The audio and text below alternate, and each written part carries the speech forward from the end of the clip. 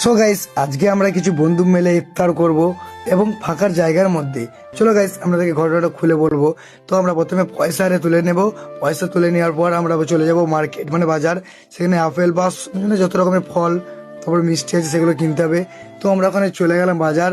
And বাজারে যাওয়ার পর গাইস, আমাদের এখানে দেখতে পাচ্ছ মানে ফলের ভাই এত দাম তো সীমার বাইরে, কিন্তু নিতে হবে, কিছু তো করার নেই। তো ওখানে যে আমরা কিছু ফল আরে কিনে নিলাম। এখানে ভালো ভালো ফলগুলো বেচে কিনে নেওয়ার পর গাইস, আমরা বেরিয়ে পড়লাম তোমার মিষ্টির দোকানের দিকে, যেখানে আমাদের কিছু মিষ্টি নিতে হবে। তো আমরা ওখান থেকে মিষ্টির দোকানে চলে এলাম। আর মিষ্টি দোকানে কিছু আমরা মিষ্টি মানে বললাম প্যাক করতে, তো আমাদের ওখানে পার্সেলারি করে দিলো। তারপর গাইস আমরা চলে আসি বাড়ি।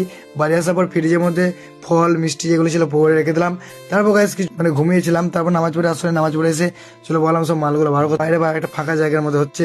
তো ওখানে সবকিছু মাল আমরা রেডি করে নিলাম। ফল মাকড় আর সবকিছু এখানে কাটিংও শুরু করবো। আর এখানে দেখতে পাচ্ছ আমাদের প্লেটও সাজাতে লেগে গেলাম। আর এখানে আমরা নিজেরাই ভাবলাম শরবত করবো। তো আমরা নিজেরা এখানে শরবত মানে বুঝতে একটা শরবত বানালাম। তো তোমরা এরকম কারা কারা করছো বা করতে করতে ভালোবাসো একটা ফাঁকা জায়গার মধ্যে, অবশ্যই কমেন্টে করবে। আর অবশ্যই ফলো করো, লাইক করো, সাবস্ক্রাইব করো। Bye bye, tata.